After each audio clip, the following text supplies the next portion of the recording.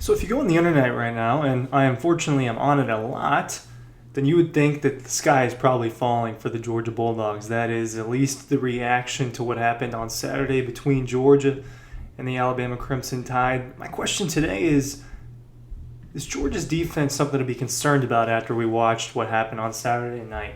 Jalen Milroe's running around, making five-star tacklers look silly. Ryan Williams is making moves that I've never seen in my life before. Some sidestep, spin, juke all in one, the burst. Alabama didn't even really have to tap into its running backs to destroy Georgia in the first half. Justice Haynes had one explosive run. Jam Miller obviously scored on that wheel route. Is Georgia's defense something to be concerned about heading into the rest of SEC play?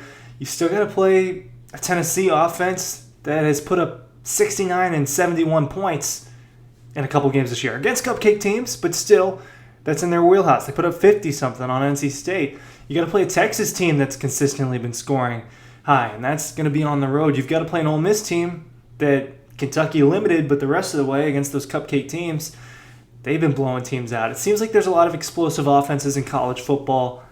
I just don't know that they're going to play the same kind of animal that Alabama's offense was the rest of the season. It would just be Alabama. I mean, this is super, super rough, but who's the next best mobile quarterback that Georgia has to play this year? Nico Iamaleava. Oh, I think I got that right. No, I got it wrong.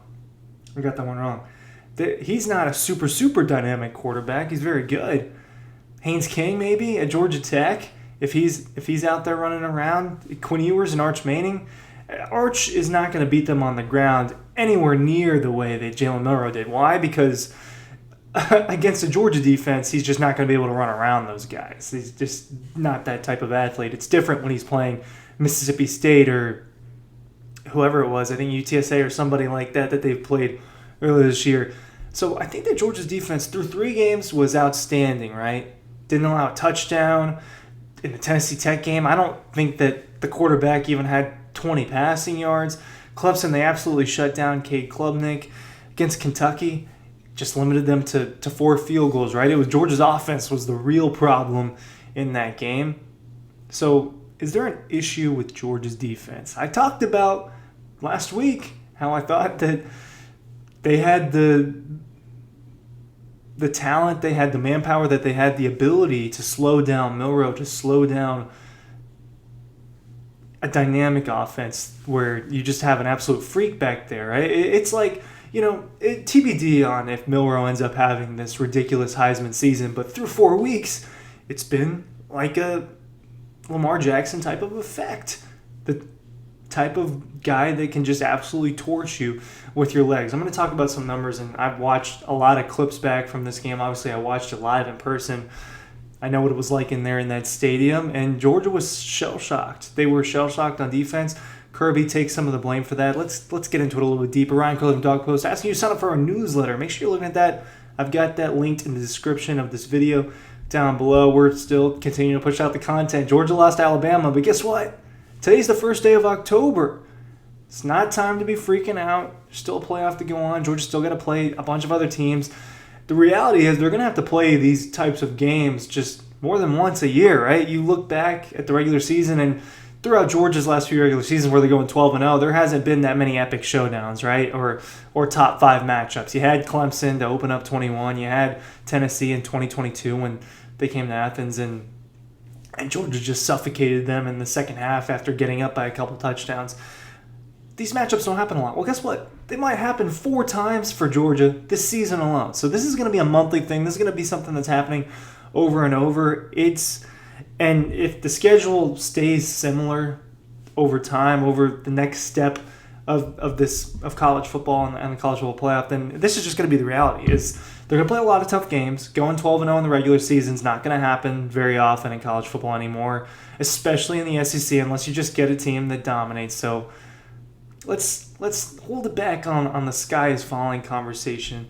Let's go back to what Georgia allowed, right? When you look at the statistics and you look at the box score, obviously I'm looking at, it's a preview and I'm just discussing stats. Obviously I'm looking at a box score right now, but I also watched the game and I was there. So there's that context with it too. Alabama, it was all in the first 20 minutes of the game, roughly. It was those 4 touchdowns, that big explosion. 15 minutes of the first quarter and the first 5 minutes of the second quarter. Georgia's out there. You heard Kirk Herbstreit and Chris Fowler say it on the broadcast. For those of you that watched it at home, you heard them say, Georgia's just not tackling well. It was a real issue. I don't know. It was something that was a little bit astonishing in the first half, where this is just starting to become a theme. And it's not a good theme if you want to be winning national championships, where they just come out and they're just flat. Well, eventually they're gonna roll up against an offense where you can't come back all the way. And this was one where I think everybody watching this game pretty much thought it was over after maybe 21-0. Maybe when Carson Beck throws that interception around 14 or 21-0, maybe that's the moment that people really felt that it was over. It was for me. And I've seen Georgia come back several times. But this was on the road, and this was against a team that they just couldn't stop. It wasn't like the comeback against Ohio State. Georgia was scoring early. That game was tied early. That game never got worse than 17 or 18 points. This was a 28-point situation that Georgia was in, drought that Georgia was in. And you had Milroe 16. Think about this.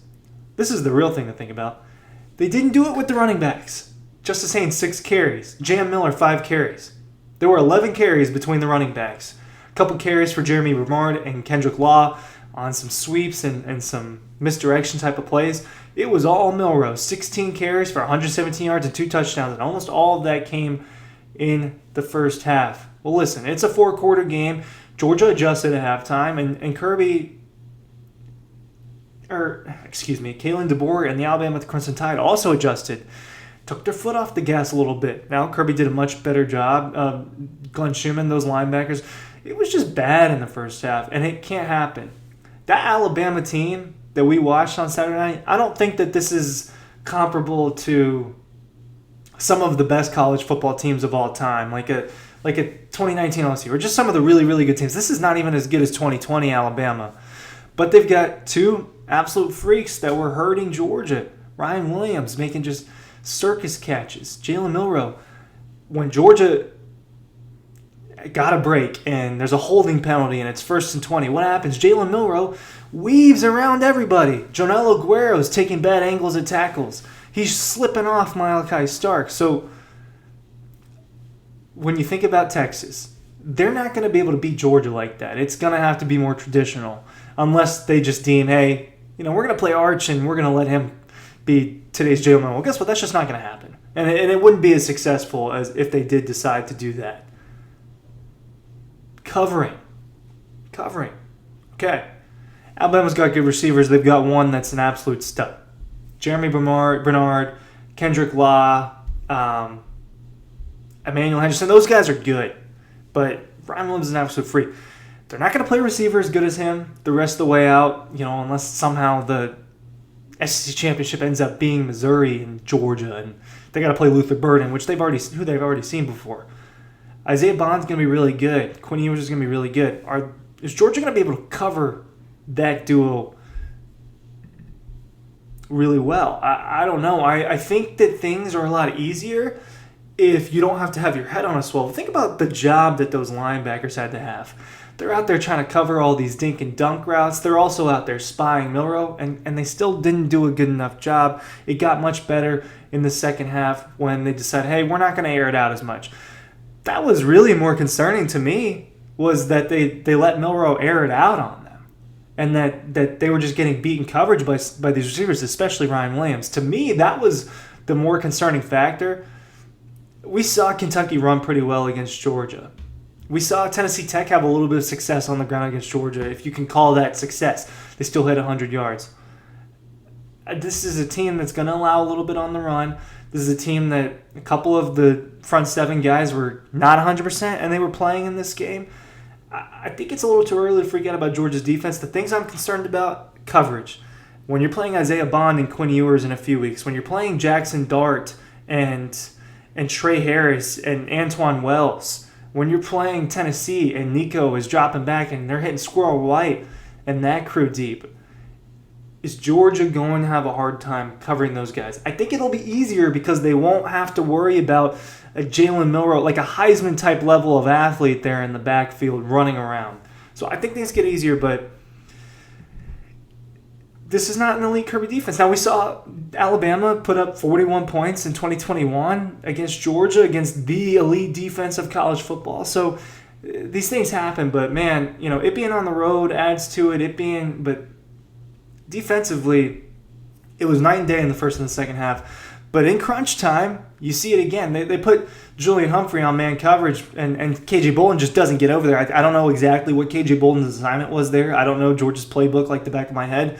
But it looked to me like KJ Bolden had a little bit of that back end there, and he just didn't get over there in time. And Ryan Williams makes a great play on a great Milroe throw. Hey, I'm going to beat you. You're really fast. Williams turns back and stops on a dime. Well, Julian Humphrey doesn't know that. It's just going to be tough to beat every single time. Are those guys going to get better? To me, I'm a little bit more worried about the secondary than about the front seven after what I'm watching, even if statistically you see those rushing numbers and you see how Jalen Milroe weaves around guys. That's just my take. Thanks for watching.